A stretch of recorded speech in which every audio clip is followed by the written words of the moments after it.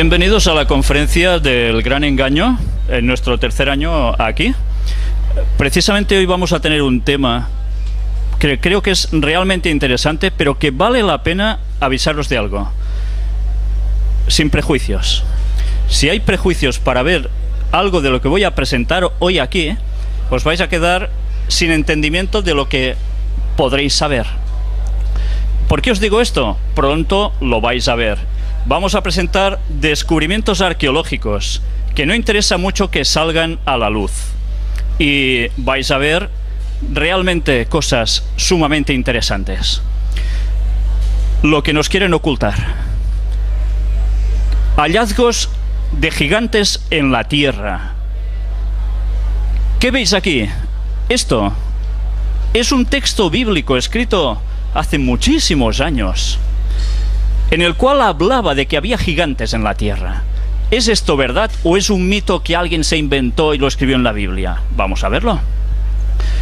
Extraído de este libro de Jonathan Gray, encontramos precisamente esto, haciendo referencia a otro escrito anterior, donde aparece precisamente un gigante, como habéis visto en pantalla, de unas medidas tremendas, de más de 3,5 metros de altura, y que estuvo dando vueltas como una feria para ser mostrado, y después, como era de esperar, terminó desapareciendo. Ya veis, no era nada pequeño, 3,70 su altura. Pero esto no es todo. Vayamos al Museo de Fósiles Monte Blanco, en Texas, y mirad qué aparece también aquí. Restos humanos de un hombre de 4 metros, 57 centímetros de altura.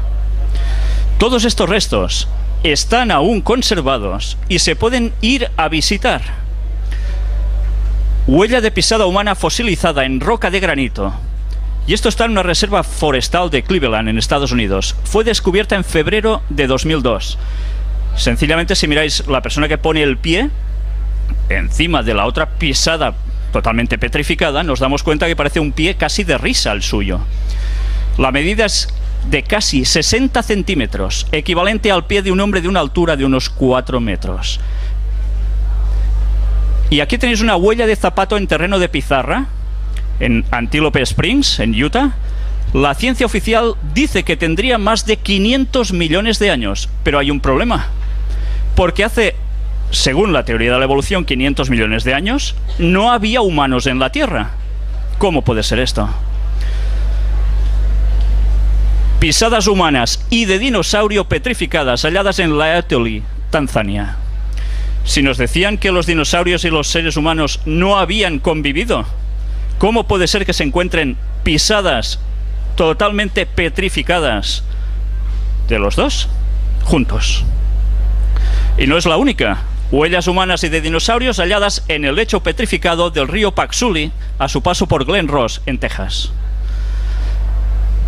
Y ahora nos vamos a este otro museo de evidencias de la creación. Suena extraño, ¿eh? ¿Evidencias de la creación? Pero si siempre están enseñando evolución como algo totalmente cierto. Mirad qué hay en este museo, aún más sorprendente y más claro. Pisada de hombre y de dinosaurio encontrada en Texas. Además, la pisada primera fue de hombre y casi automáticamente después de dinosaurio, como si hubiesen salido corriendo uno para acá y el otro para allá cruzándose. ¿Por qué? Pues hay textos que indicaban el porqué de todo esto. Pero seguiremos viendo ahora hallazgos de artefactos sorprendentes. Y curiosamente, mirad un texto que decía de que en el principio del mundo existían personas que estaban trabajando con el bronce y el hierro. Mirad una vez más qué hay en este museo. ¿Veis algo extraño? Un martillo incrustado en roca. ¿Cómo es posible esto? Pues aquí hay toda una descripción del metal, dónde fue hallado, etcétera, etcétera. Para que lo veáis mejor. Esto no son bromas, esto existe y lo podéis visitar. Si vamos a este otro museo, el Klerksdorp, ¿Qué encontramos aquí? Esfera metálica con ranuras. No sé si os dais cuenta, en mitad de la esfera. Fue hallada en un estrato en Ottosdal, Sudáfrica. Según la ciencia oficial, la esfera tendría unos 2.800 millones de años. Pero no habían humanos en la Tierra en ese entonces. ¿Quién la hizo? ¿O es que el cómputo de años en verdad no cuadra con lo que nos están explicando? Aquí tenéis más detalles, porque además están vacías por dentro. Y ahora vamos a centrar el tema básicamente en este señor, el arqueólogo aficionado Ron Wyatt. Un señor que murió en el año 1999. Nosotros tuvimos la oportunidad de entrevistar a su familia. Fue un momento impresionante. Y vais a ver qué es lo que Ron Wyatt tenía en sus manos. Primero de todo, él también halló huesos de seres humanos gigantes. Mirad precisamente este hueso, de qué parte está extraída del pulgar derecho. Más detalles. Pequeños no eran, ¿eh? El Arca de Noé. ¿Sabéis que se ha hecho una película recientemente sobre el Arca de Noé? Diciendo auténticas barbaridades fuera de lugar. Es Hollywood, ya se sabe. Pues este señor encontró el Arca de Noé en el monte Ararat. ¿Es broma? La Biblia hacía referencia que en el monte Ararat, en Turquía, es donde el arca, después del gran diluvio universal, se aposentó. ¿Es un mito, sencillamente? Pues ahora veréis si esto es un mito. Primero de todo, algo que le puso a él sobre la pista es esta fotografía. En 1959, al examinar rutinariamente fotos aéreas de su país, el capitán del ejército turco, Liland Durupinar, se encontró con la formación que veis aquí en la foto, a 1900 metros de altitud. 17 años más tarde, en 1977, Ron Wyatt visitó el lugar. Obteniendo un permiso oficial, Ron y otros llevaron a cabo una investigación más a fondo durante un periodo de varios años. Utilizando detectores de metales, escáneres de radar del subsuelo, pruebas de laboratorio, análisis químicos, etc., sus resultados fueron bastante sorprendentes. La evidencia era innegable. En diciembre de 1986, después de un trabajo de investigación por parte de sus propios científicos, miembros de la Secretaría de Relaciones Exteriores, el Ministerio del Interior y los investigadores de la Universidad de Ataturk se reunieron y finalmente llegaron a la conclusión de que estos eran, de hecho, los restos de la mítica arca. En reconocimiento por su trabajo, Ron fue invitado como el invitado de honor en la inauguración del nuevo Parque Nacional el 20 de junio de 1987. Este lugar aún está edificado en Turquía. En mayo de 1989 se inauguró el centro de visitantes. Y podéis pensar, ¿puede ser? ¿Os dais cuenta de la fotografía que nos ha servido de portada? La misma que veis aquí. ¿La veis mejor ahora? Cuando los científicos, entre comillas, llegaron a este lugar, dijeron, después de tomar unas medidas, eso sí, es una curiosa formación rocosa que coincide con las medidas que se daba del Arca de Noé en la Biblia, tanto en largo como en ancho. Pero es una formación rocosa, nada más. Esas fueron todas las pruebas científicas que ellos hicieron sobre el lugar. Ron Wyatt, gracias a Dios, hizo algo más. Mirad otra fotografía vista desde otra perspectiva del Arca de Noé. Totalmente petrificada, ¿eh? Pero además os he de decir que la madera era bastante distinta de la que tenemos ahora. Aquí otra perspectiva, el hundimiento achatándose de las paredes del Arca de Noé, lo que ha provocado lo que veis en la fotografía superior. De distintos pisos se hundieron. Y mirad también aquí, materiales de composición del Arca de Noé. Podéis encontrar de qué estaba hecha. Aleaciones también. Aleaciones, estoy hablando de aleaciones, cuando teóricamente el ser humano en esas épocas dicen que iba con un taparrabos, más o menos. Y mirad las costillas fosilizadas del Arca de Noé. ¿Creéis que esto es una formación rocosa casual? Más sobre lo mismo. Y aquí tenéis algo muy interesante. Las líneas de hierro. Todas estas cintas de colores fueron establecidas a lo largo de las lecturas del detector de metales que Ron Wyatt llevó allí y muestran un patrón regular de hierro. Una confirmación más de que el sitio contiene los restos de una enorme estructura hecha por el hombre, no por la naturaleza casual. Y esto, fragmento de madera petrificada del Arca de Noé. Y además de un color rojizo, justo como se describía que era el Arca de Noé. Y esto tiene una simbología además, que ahora no os voy a contar. Aquí tenéis remaches de aleación del Arca de Noé. ¿Es posible esto? Pues es totalmente posible. Sencillamente, aquí tenéis análisis del laboratorio en el cual se van mostrando cómo todo esto es cierto. Los remaches fueron hechos de aluminio y titanio. Sabéis que el titanio es sumamente duro, pero el aluminio no se encuentra por naturaleza en la Tierra. Entonces, ¿esto qué es? Aquí tenéis a Ron Wyatt con una de las anclas de piedra del Arca de Noé. Supongo que os sorprenderán esas cruces grabadas en la roca. Se debe a que los templarios también estuvieron en ese lugar. Y dicen que cada cruz hacía la simbología de Noé y su esposa y sus 3 hijos, Sem, Cam y Jafet, con sus respectivas esposas. Pero atención a esto, por si alguien no se cree que eso es el arca. Aquí tenéis la foto de escáner en 3D del interior del Arca de Noé, cedida por Ross Patterson de Nueva Zelanda, nos la cedió. Desde aquí le doy las gracias. Hecha además por Anders Olaf Borjabak de Noruega. También están en lo mismo que nosotros. Mirad, sobre todo, cómo hay compartimentos en ángulo recto. Esto es una formación rocosa casual por dentro. Pues ahora vamos a ver precisamente una presentación de pruebas en directo. Los análisis del laboratorio de uno de los remaches y muestras de la madera petrificada laminada pertenecientes al Arca de Noé. Aquí tenéis esto, el análisis del laboratorio, donde se habla de la composición. Aluminio, titanio, hierro. ¿Esto es casualidad? Certificado. Pero no es todo, no es todo. Mirad en el Museo Arqueológico Wyatt, que está en Tennessee, en Estados Unidos. Vais a ver a alguien aquí que os va a sonar. Si os giráis lo tenéis detrás. Ángel, colaborador nuestro, estuvo en ese lugar con la madera petrificada. Yo le pediría a Ángel, por favor, que viniese a decirnos un poco, porque él es biólogo, no es nadie que no sepa de esto, se encarga específicamente, su trabajo es sobre madera. Por favor, Ángel, explica algo.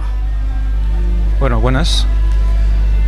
Yo me dedico especialmente al análisis de estructuras de madera antigua. Evidentemente no soy paleontólogo ni paleogeólogo, pero al tocar el material, al tocar la textura, la forma, los dibujos de la superficie de la corteza, el corte, es muy interesante porque es un tronco. Y además, en otros cortes que habéis visto antes, os han mostrado el corte transversal de la madera. Ese corte que habéis visto en aquella muestra tenía 3 líneas de madera encolada. Ahora no lo estáis viendo, pero si lo paséis luego por el stand, veréis el detalle. Veréis que son 3 líneas de madera con una franja totalmente recta y perfecta, donde se ha encontrado una cola sacada de la resina de árbol. Del análisis sale que es resina de árbol, que une la madera de manera brutal, incluso superior a las mejores colas de hoy en día. La madera fue desestimada como madera en 1960, porque los primeros que llegaron cogieron trozos y vieron que no tenían anillos. Entonces dijeron, esto no es madera. Resulta que en la época en que el Arca de Noé cayó, el clima no era con estaciones como ahora. Era totalmente uniforme. Los árboles crecían como en el trópico. a una velocidad constante, sin cambios. Entonces la madera crecía de manera uniforme. Luego los análisis de carbono muestran mayor concentración de carbono en estos elementos que en la tierra que hay alrededor. O sea que es madera petrificada. Y bueno, yo creo que he dicho lo que tenía que decir. Para más información, pasar por allí y podemos hablar más en profundidad, porque la verdad es que es emocionante. Doy las gracias, Ángel. Creo que la información, ya veis, es de primera mano. Y ahora vamos a mostrar otro descubrimiento que dicen muchas personas. Esto, imposible. Sodoma y Gomorra. Todos habéis oído hablar de Sodoma y Gomorra, ¿verdad? Hay una palabra que precisamente deriva de uno de estos nombres, Sodoma. Pues bien, en la Biblia se hablaba de Sodoma y Gomorra y que son destruidas debido a la gran corrupción que hay allí por fuego y azufre que cae del cielo. Y a través de la Biblia se habla de que realmente esto fue así, se da por cierto, incluso en el Nuevo Testamento. Vamos a ver unas imágenes extraídas del vídeo de Art Discovery sobre arqueología en Gomorra. Art Discovery son nuestros compañeros en Tennessee, el museo que habéis visto antes, de Wyatt. Pues mirad estas fotografías, los restos de la ciudad de Gomorra en Israel. Esto no es montaña porque sí, es construcción humana. Además, sus ángulos dan prueba de ello. Miradlo desde distintas perspectivas. Y a través de estas imágenes vais a ver también esto. ¿Os dais cuenta? Esto no se hace solo. Y una pirámide en forma de zigurat en Gomorra, en Israel. ¿Cómo puede ser también pirámides en Israel? ¿Y en forma de zigurat? ¿Por qué? Pues era la adoración pagana de esos tiempos, que se ha extendido por todo el mundo a través de todas las culturas. Esto sería como debería ser más o menos originalmente, muy parecida, en pequeño, a la Torre de Babel, con templo incluido, y también restos de una esfinge en Gomorra. ¿No suena a Egipto también? Pues sí. Aquí lo tenéis. Todo esto no se hace solo. Miradlo desde distintas perspectivas. ¿No recuerdo a la esfinge? Con el león, famosa. Pues bien, ahora aquí veis gotas de la lluvia de azufre caída precisamente sobre Sodoma y Gomorra. ¿Es verdad lo que decía el texto bíblico? Pues os vais a sorprender más. Mirad estas otras imágenes. Y no solo esto. Aquí tenéis a Ron Wyatt mostrando parte de estas gotas que caían. Y no nos vamos a conformar solo con verlo. Aquí veis de cerca una de estas muestras de bola de azufre. Pero ahora vamos a ver muestra en directo para que vosotros podáis tocar una de estas gotas, si queréis, de este azufre, que tiene una gran particularidad. ¿Sabéis? El azufre que hay normalmente por todas partes de la Tierra tiene una composición natural de un 40% azufre. ¿Sabéis? Justo en ese lugar el azufre es de un 98,4%, su pureza. Esto es de análisis de laboratorio. Ya veis, no me lo invento. Y esto no es todo. Aquí tenéis el azufre, parte de esta gota, la tengo partida aquí. Os dejaré si queréis tocarla. Os advierto que cuando la toquéis os deberéis lavar bastantes veces, porque la potencia que desprende es brutal. Y su olor también, ¿eh? Luego, si queréis, podéis pasar por el stand y allí lo podréis tener en vuestras manos. Y mirad también aquí cómo se ha extraído. Esta es una de las tantas gotas sobre Sodoma, Gomorra y las ciudades de la llanura en ese lugar. Extraída y puesta aquí para que todos vosotros la podáis ver. Es una cesión directa del Museo Wyatt para que la podáis comprobar por vosotros mismos. O sea que, desde luego, esto sucedió de verdad y las pruebas están. ¿Lo habíais oído alguna vez por televisión? Que no. Pero ahora vamos a ver más hallazgos que hizo Ron Wyatt en el Mar Rojo. ¿Sabéis? Como por ejemplo en la película famosa de los 10 mandamientos de Charlton Heston, cruzan, el mar se abre, se cierra, los carros de Faraón quedan allí. Esto es película. La Biblia se lo inventó, ¿sí? El texto bíblico decía que había sucedido esto. No os lo voy a leer para ir deprisa, tenemos poco tiempo, pero aquí lo encontraréis todo. Este fue el éxodo de los hebreos de Egipto al monte Sinaí, todo este recorrido que veis en rojo. Mirad que cuando tienen que cruzar el golfo de Acaba, claro, tienen que pasar por mar. ¿Cómo lo iban a hacer? Unas 6 millones de personas, más ganado. Los carros de Faraón detrás. ¿Y qué iba a pasar? Este fue el lugar, precisamente. El paso rodeado entre montañas. Justo llegaron aquí. Y aquí se encontraron encerrados. Este es el lugar del cruce del Mar Rojo. Una playa tremenda, inmensa. Cabían todas esas personas. Y esto, un modelo en 3D, en el cual encontramos el lugar donde pudieron cruzar por un puente natural que hay. Abismo a cada lado. Justo ese lugar fue por donde ellos cruzaron. Más pruebas de lo mismo. Ya veis de dónde está extraído. Más detalles. Y estos son las ruedas de los carros de Faraón. Aún están allí. Aún están allí. Aquí tenéis la comparación de los radios de las ruedas, que coinciden con los que se encontraron en la tumba de Tutankamón. Tenéis también cómo está cubierto por coral. Aquí tenéis las ruedas. ¿Habíais visto esto alguna vez? No saldrá por televisión seguramente, ¿eh? Muy difícil. Y Ron Wyatt lo encontró. Él estuvo entrevistado en algún lugar, en algunas televisiones. Mirad cómo coincide también con las formas de los carros de Faraón de Tutmosis IV.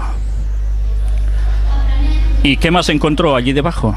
Huesos humanos en el lugar del cruce del Mar Rojo, justo allí. Y por si fuera poco, pezuñas de caballo, los que llevaban los carros.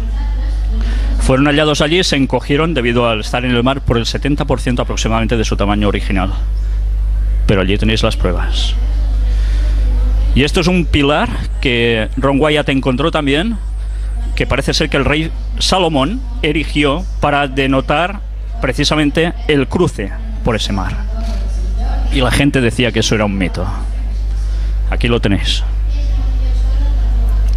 Y la peña de Oreb, un lugar que los textos dicen que salió agua donde no había, en tal cantidad que dio a beber a todos ellos. Pues aquí la tenéis, la peña partida. En distintas fotografías que hemos mostrado en todas las conferencias que hemos dado hasta ahora, se ve cómo el agua erosionó totalmente esta parte. ¿De dónde salió tanta agua? Pues el texto bíblico lo decía. Y el monte Sinaí, sabéis que en la película se le da los 10 mandamientos a Moisés y que la Iglesia Católica dice que está en otro lugar. Pues no, no está en el otro lugar, está, como dice el texto, en un lugar que ahora diríamos que es Arabia Saudita. Y mirad qué sucedió precisamente en esa cumbre donde la Biblia dice que se le dan los 10 mandamientos a Moisés. Está carbonizada. El texto dice que Dios descendió allí con un fuego abrasador. Esto no está quemado con cerillas, ¿eh? Es roca, basalto, entre otras cosas. En el museo, ¿qué vemos?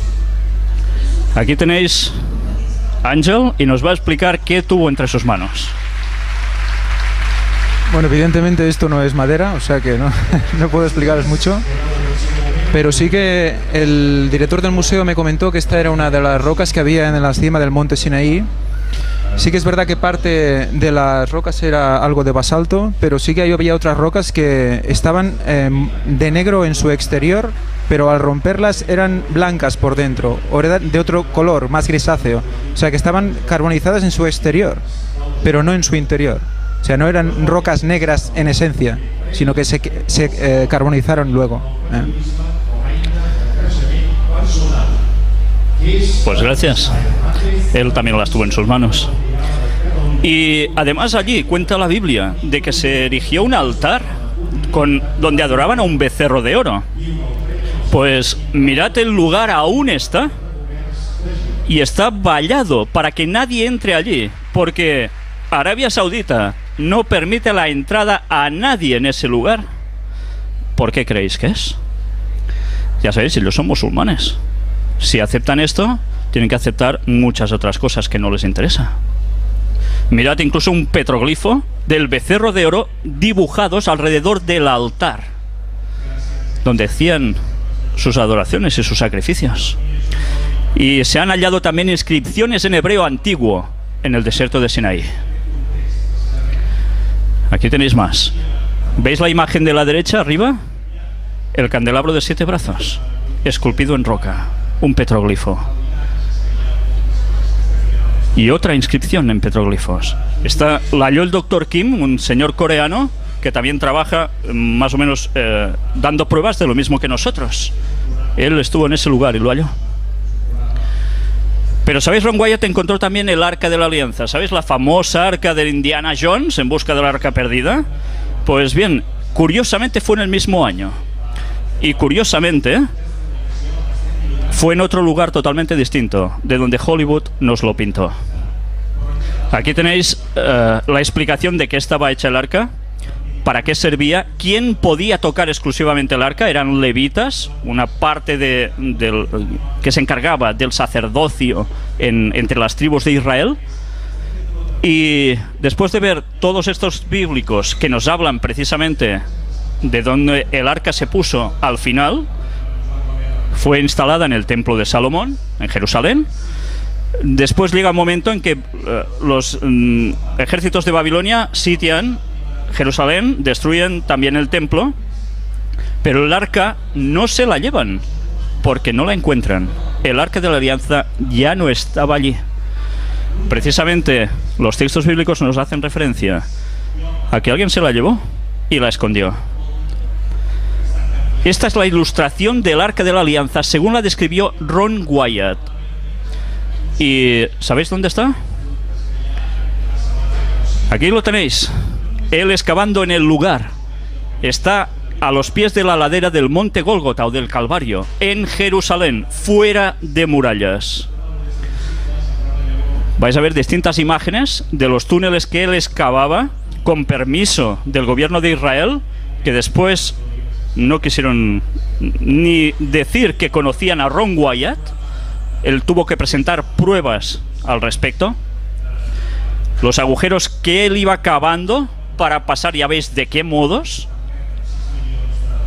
Y él se regía por los textos bíblicos para hallar dónde estaba el Arca de la Alianza, entre otras cosas que encontraréis en las conferencias. Y esto es una granada de marfil perteneciente al primer templo de Jerusalén, hallada por Ron en la cueva de Sedequías, que es una de las cuevas que lleva precisamente al lugar donde está el Arca de la Alianza. Mirad una de las pruebas que él tuvo que mostrar, porque decían que no lo conocían de nada, que no le habían dado ni permisos a él de nada. Dan Bajat es el exdirector de antigüedades de Jerusalén. Aquí tenéis a Ron Wyatt en el momento en que le estaba dando cosas, artefactos que él encontró precisamente en ese lugar. ¿Y qué más encontró Ron Wyatt allí? Bien, he de deciros algo antes de entrar en este detalle. Ron Wyatt no sacó el arca a la luz, no pudo extraerla. Alguien le dijo que no podía ser. Pero el arca saldrá dentro relativamente de poco tiempo a la luz. Todos estos datos los encontraréis cuando entréis en nuestro blog oficial del Gran Engaño, porque allí está explicado todo con muchos detalles. Y entenderéis por qué el gobierno de Israel está escondiendo este hecho, entre otros. Aquí tenéis el monte Gólgota, o llamado también de la calavera. Mirad estas cavidades. ¿Entendéis por qué se llama de la calavera? Para la tradición católica, el monte de la calavera, donde fue crucificado Jesús, está en otro lugar. No era el lugar correcto, para variar, como tantas cosas. Este es el auténtico lugar del monte Calavera. ¿Y qué hay allí precisamente? Aquí lo tenéis a él, junto a uno de sus hijos, cavando en ese lugar de la crucifixión de Cristo. ¿Y sabéis qué encontró allí? Esto que veis es la piedra que cubría el agujero cuadrado, que es excavado en la roca de 60 centímetros de profundidad. Había 3 agujeros. ¿Recordáis que el texto bíblico dice que la crucifixión Jesús estuvo en medio y 2 ladrones a su lado? Pues los agujeros fueron hallados. Y esta roca es la que cubría como tapa ese lugar. ¿Sabéis? Cuando al crucificado se lo iba a poner en pie, a erigir la cruz, era arrastrada hasta que caía de repente en estos 60 centímetros. Imaginaos eso estando perforado. Qué impacto, ¿eh? Pues aquí tenéis a Aarón cuando sostiene la tapa de piedra de ese agujero. Es el mismo que veis allí. Y esto es una reconstrucción del verdadero lugar de la ubicación de la escena de la crucifixión de Cristo. Mirad qué hay debajo. ¿No veis nada? El Arca de la Alianza está ubicada justo debajo, a 6 metros de profundidad de donde estuvo la cruz de Jesús. Y algo cayó allí encima. La sangre de Jesús. ¿Sabéis que la Biblia narra de que hay un terremoto justo en el momento de la crucifixión? Se abren las rocas y su sangre... ¿Recordáis que el relato dice que un soldado romano lo atraviesa con su lanza el costado? Y de su costado brota agua y sangre, pero brota en fuerza, con toda su fuerza. Pues eso se asentó en ese agujero. Y cuando hubo el terremoto, bajó el agua con la sangre. Y precisamente es lo que cayó justo encima del propiciatorio, que es la tapa donde el texto bíblico dice que se aparecía la presencia de Dios. Pues mirad algo interesante. Aquí tenéis a Marinelle. Marinelle es la viuda de Ron Wyatt. Ahora creo que se ha vuelto a casar hace unos años. Y ella dijo que los restos de sangre están bien custodiados porque Ron Wyatt extrajo parte de esa sangre. Y fueron analizados, en un laboratorio. Aún hoy en día están bien custodiados. Y además... ella misma dice que en un próximo tiempo se van a mostrar a la luz pública, con el análisis y todo. Todos los hallazgos de Ron Wyatt se han podido comprobar como ciertos, menos la ciencia oficial, que no quiere hablar de ellos o lanza toda la tierra que puede sobre él. Pues ahora vamos a ver un vídeo de 4 minutos solo, con las declaraciones de Ron Wyatt. Está en inglés pero subtitulado al español, para que os deis cuenta el testimonio que él da sobre el análisis que se hizo de los restos de la sangre de Jesús. Creo que os vais a quedar realmente sorprendidos. Vamos a entrar a este vídeo.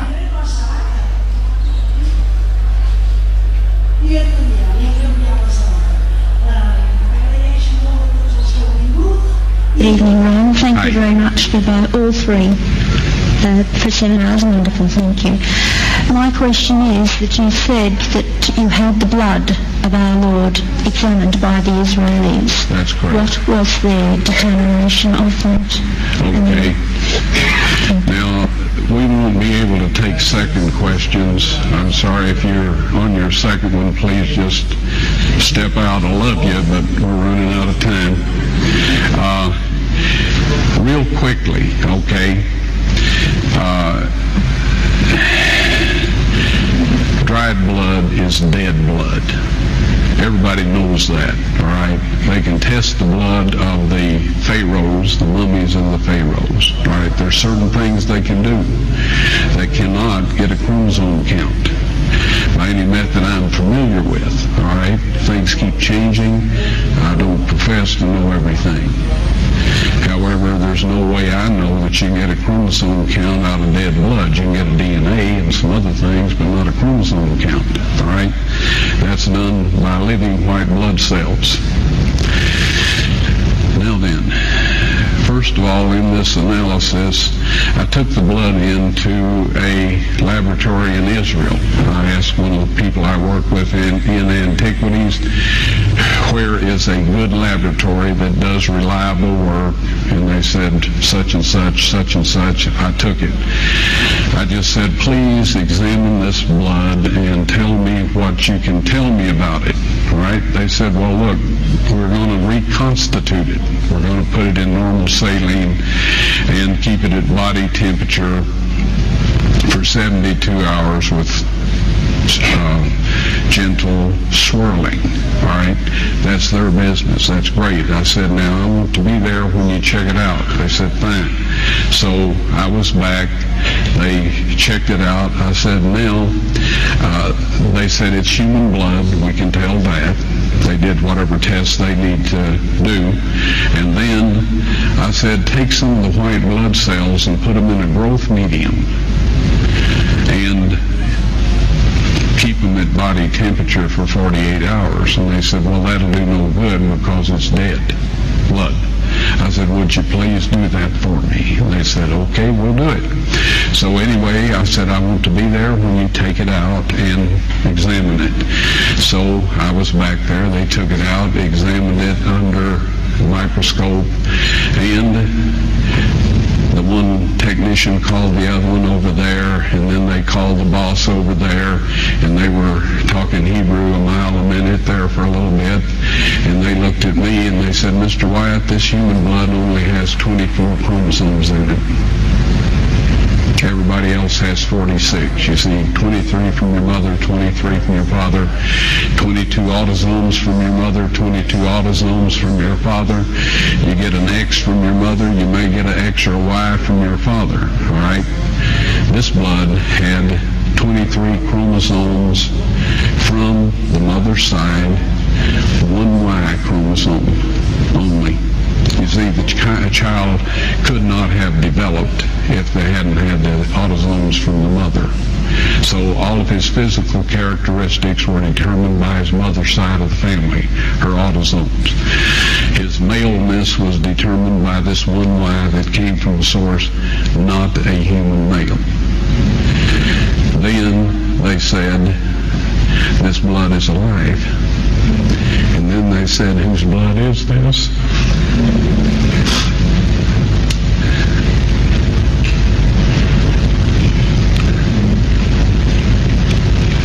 I said, it's the blood of your Messiah.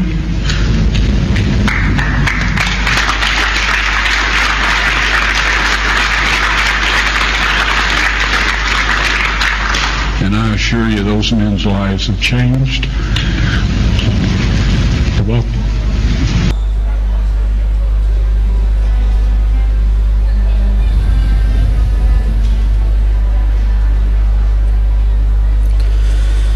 Bien, este testimonio suyo personal viene dado por algo muy especial.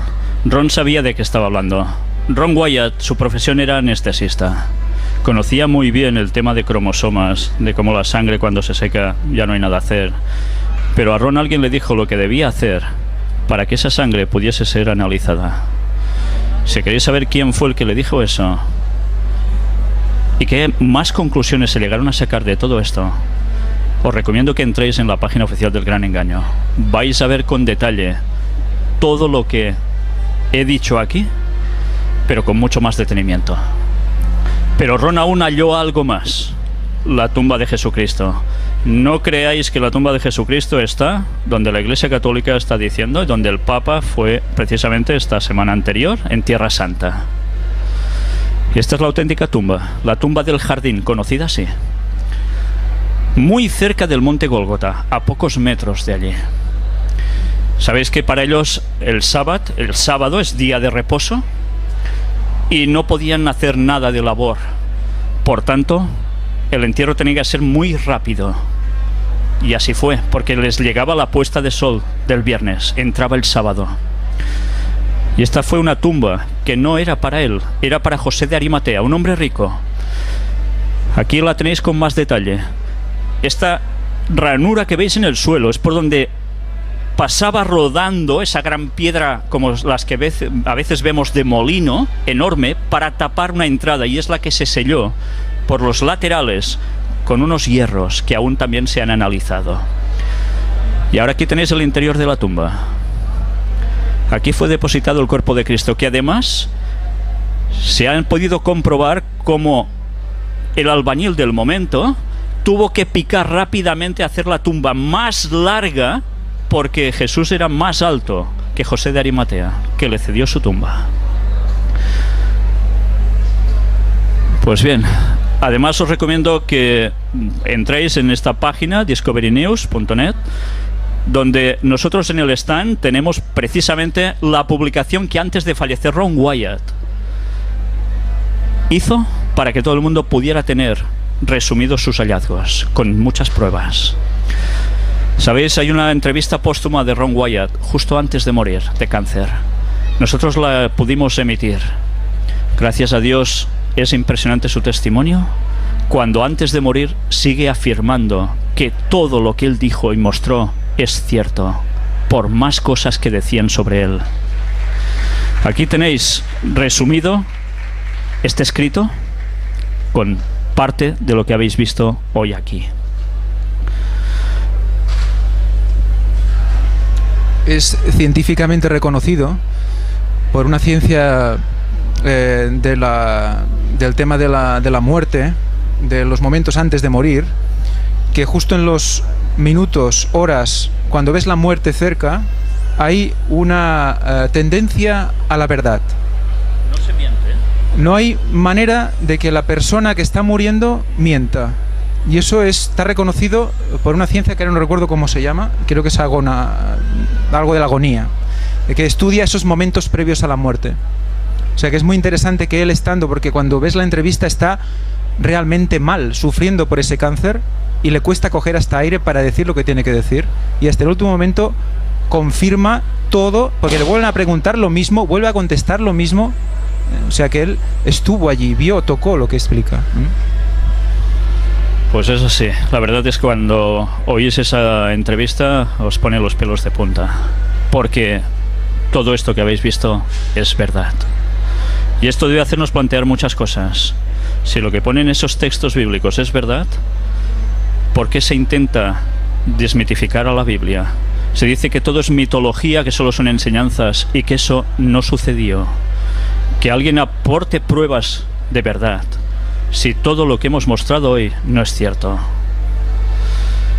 Doy las gracias a la familia Wyatt, a sus colaboradores, muy directamente. También al autor de este libro, que os recomiendo, El Arca del Pacto, de Jorge Fleffel Beiza, donde da detalles impresionantes. Él estuvo también con la viuda de Ron Wyatt, entrevistándola, dando datos muy interesantes. Y también el agradecimiento a Richard Reeves, del Museo Arqueológico Wyatt. Y todo esto nos va a servir para algo. Hemos visto cómo terminó Sodoma y Gomorra, ¿verdad? Pues esto va a ser el enlace con el tema de mañana. Y os voy a leer solo un texto bíblico. Ya veis que no os he querido leer ni un texto bíblico. Además contábamos con poco tiempo. Os he dicho, esta conferencia es para verla sin prejuicios, porque si hay prejuicios al respecto, no nos vamos a enterar de nada. Mateo 24, del 37 al 39. Son palabras de Jesús. Y dice: mas como en los días de Noé, así será la venida del Hijo del Hombre. ¿Qué es esto? Jesús estaba hablando de su retorno, su segunda venida.